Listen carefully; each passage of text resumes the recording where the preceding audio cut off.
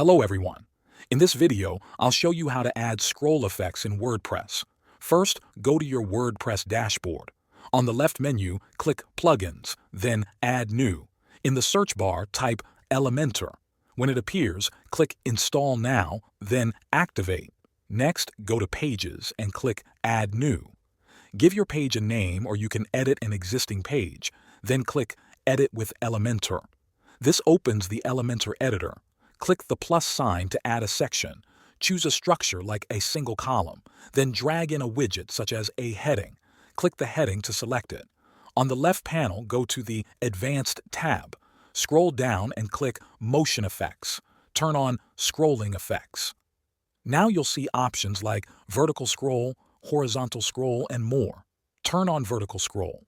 Adjust the speed and direction to see how the text moves when you scroll down the page. You can also try other effects. For example, add an image widget. Then go to the Advanced tab, open Motion Effects, and choose Transparency. This makes the image fade in or out as the user scrolls. These scroll effects are only available if you upgrade to Elementor Pro.